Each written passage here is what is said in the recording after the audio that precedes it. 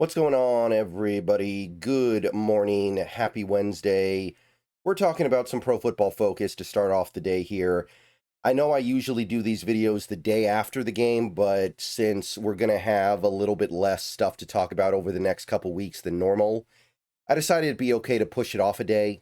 And I don't really like posting videos, especially like this, late at night. They tend to get less views. I think people are less interested. And it just hits better if I can get them up at a morning or noon, afternoon type time slot. So I decided to go ahead and push it off a little bit. Um, if you're watching this video a little bit after its upload, by the way, I probably posted my first video over on TikTok. So go give that a watch and give me a follow over on TikTok, Seahawks Brendan Nelson.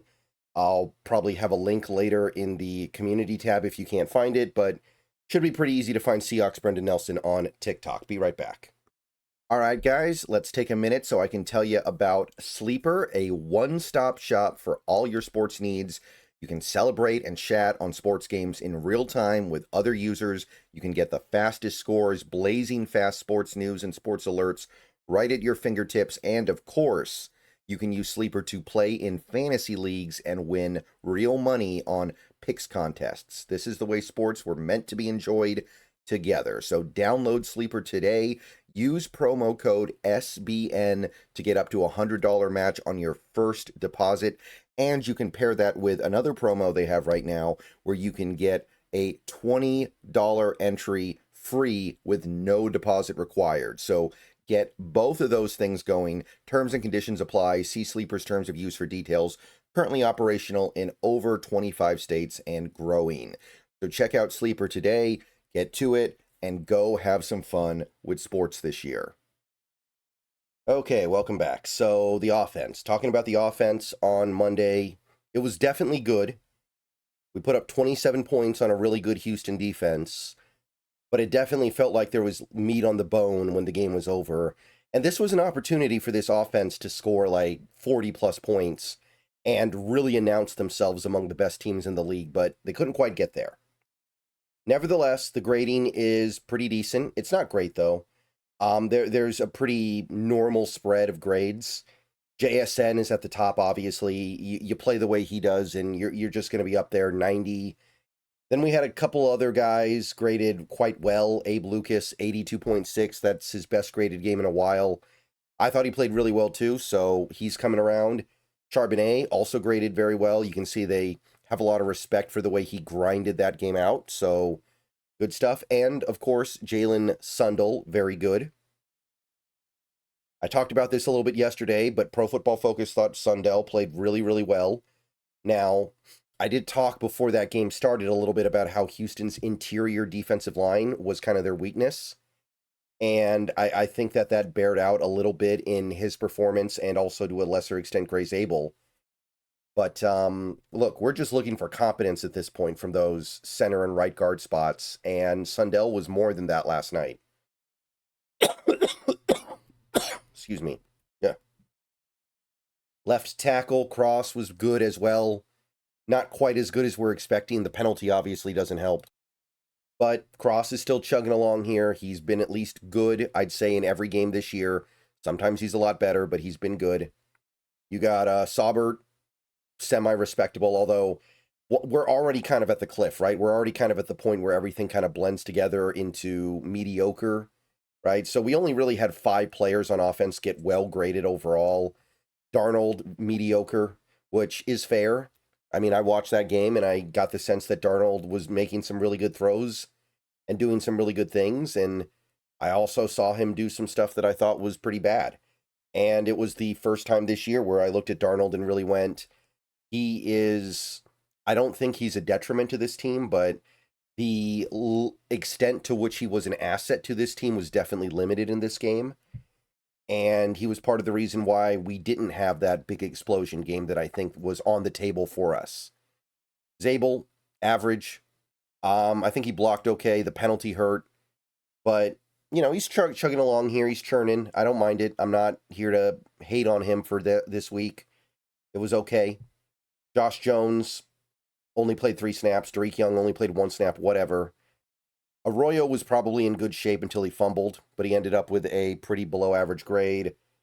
Bobo, 16 snaps, whatever, but again, he's just not really giving me much of anything other than special teams. Offensively, he just can't cut it. Brady Russell, lackluster. Cooper Kupp, not much to say, 55.2.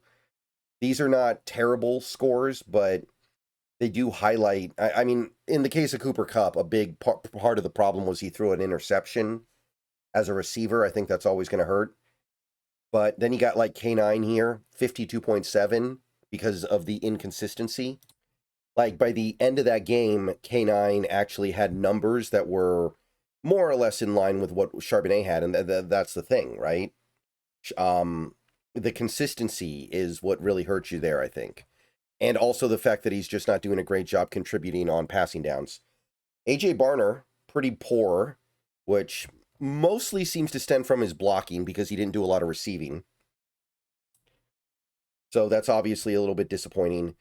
But Torrey Horton, a little bit worse than that even, which that's what happens when you have a penalty and you don't have any catches. And you can just see that he is a little bit raw. He's still got stuff to learn. He's got miles to put on before he can really be a reliable receiver in this league. And then Anthony Bradford. I think we all kind of expected this. You have 2 penalties in a game, and you're getting whipped in pass protection, and you're tackling your own running back, and bad stuff happens.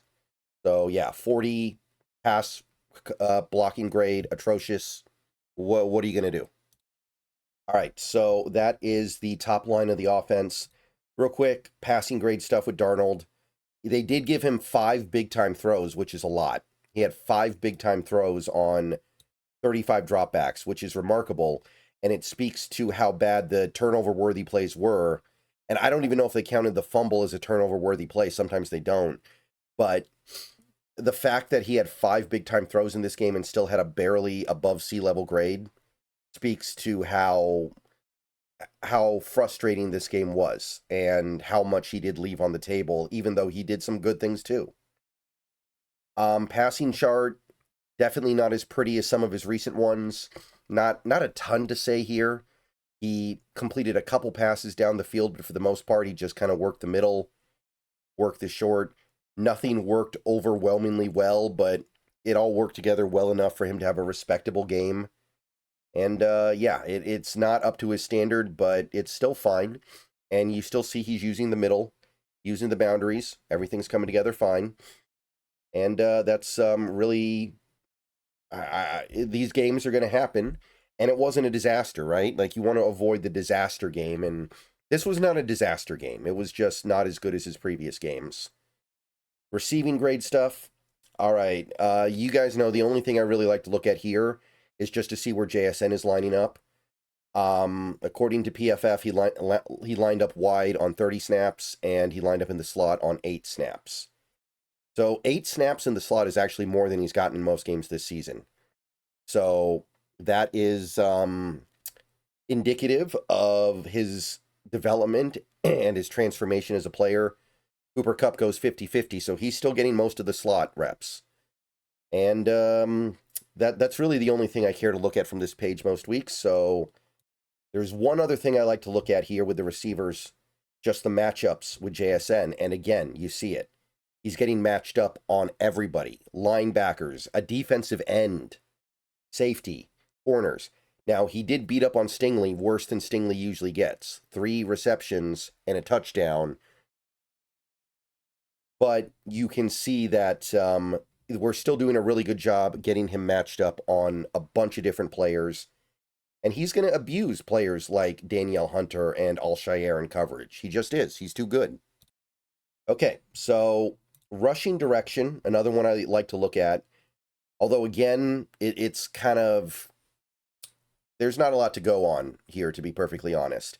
Everything was just kind of bleh, other than, like, the middle left area. And then, even there, it was, like, inconsistent, right? We have... left guard was the best, right? We had 2 attempts, 17 yards, and a touchdown. But one of those rushes was for 15 yards. So that's not meaningful data, really. And middle left was good. We averaged 5.5 yards a carry between the left guard and center, so that's cool. And middle right was okay. But most games this season, the right's been better than the left, so it's not like we can look at this and go, okay, now we know what's up. We don't. So that's about the best I can do. You can see that the outside running game really didn't work this week. Right end, 2.7 yards a carry. Off left end, 1.2. So that's an important pillar of this running game, and it's just not clicking right now. At least not in this game. And it is frustrating because I don't believe this team can compete for a Super Bowl if they can't find a way to implement Kubiak's running scheme effectively. And right now they're not. Like, we're winning games. There are a lot of things that we can do. This team is not built to just have Sam Darnold chuck it down the field every throw. We can get away with it for a little bit, but these holes we have in our team, they're very annoying because they were addressable in the offseason and we didn't do it. Okay, pass protection, interesting collection of data here. So, first thing I noticed, they didn't give Charles Cross a sack allowed, which earlier today I believe they did. I'll double check this later to be sure, but I believe earlier today they credited Cross, or maybe it was yesterday even, they credited Cross with a sack allowed on in the strip sack in the end zone on Darnold. But then they seem to have pulled it back. Maybe they decided that that was Darnold's fault more than it was Cross's fault, which I think is reasonable. But I feel like this has changed from where it was when they first reported it. But beyond that, there's some rough stuff here, right? We got Abe Lucas, who was graded well with 3 pressures allowed. I think they give him a lot of latitude because he is going up against some really good edge defenders that they have over there in Houston. You know, Will Anderson, Danielle Hunter, even a guy like Danico Audrey off the bench can be very, very problematic. Cross, 4 pressures and a mediocre pass blocking grade. Zabel, slightly below average, 2 pressures allowed. A.J. Barner as a tight end, 2 pressures allowed, so that's where a lot of his bad score comes from. And of course, the big hammer falls on Anthony Bradford, who allowed everything. And it's becoming relatively untenable, but I don't think there's a fix. I don't think Christian Haynes is going to come in here with a cape and save the day. Now, everybody else is clean, but everybody else other than Sundell only gets a few opportunities, right? Like Sundell, great stuff. And it was good to see Charbonnet clean because he's our pass protecting back. We need that.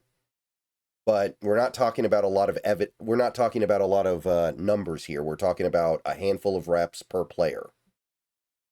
Okay, so that is the pass protection. Run blocking, again, the only thing I really look at here is zone versus gap. And I kind of thought this might have been coming. We saw an almost even split this week. Almost as much zone as gap. Or I should say that the other way around. There was almost as much gap as zone. So clearly they liked the matchup and they liked the possibility of exploiting something they saw with Houston with gap. I don't know if you can say it worked because the run game was not very reliable on Monday, but it is interesting to note the way they're going here. Now you can see, looking at just the grades, it doesn't look like things got that much better, but I guess Bradford and Sundell liked it. I don't know. Just seems like there's not really a great solution here. Okay, that's it for the Pro Football Focus offensive video. We're going to do the defense in a couple of hours. I will see you guys soon. Go Hawks. And thank you for watching. And again, remember what we say about Pro Football Focus. They're worth looking at. Doesn't mean they get everything right. All right. Peace out. Go Hawks.